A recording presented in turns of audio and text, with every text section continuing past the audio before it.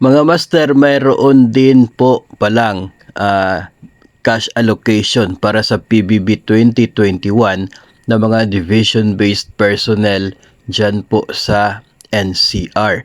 February 8 pa po na-release ang NCA para sa Division of Caloocan, Taguig and Pateros, Pasig City, Quezon City, Mandaluyong, Marikina, Valenzuela, Las Piñas, Makati, at maging ang mga division offices ng Pasay, Malabon, Navotas, San Juan, Manila, Parañaque at Muntinlupa.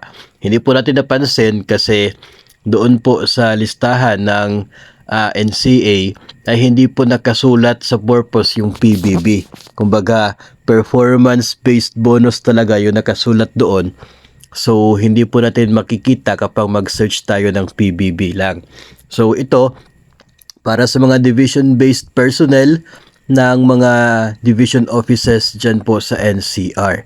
So, ngayon ay dalawang rehiyon po, no, yung meron ng pondo para sa PBB 2021, no, ng mga hindi po school-based personnel.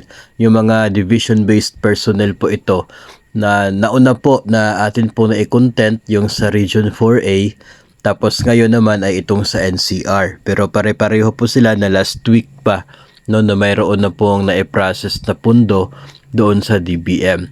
So siguro, most likely, talagang within this month, matatanggap nila itong PBB 2021. So yung mga nasa iba pong mga rehiyon, ay mag-abang-abang na lamang po tayo. Baka po ngayong linggo ay yun naman pong ating division, no, yung mabibigyan ng pondo kung kayo po ay bahagi ng mga division-based personnel na nag-aabang at naghihintay pa rin sa PBB 2021 ninyo.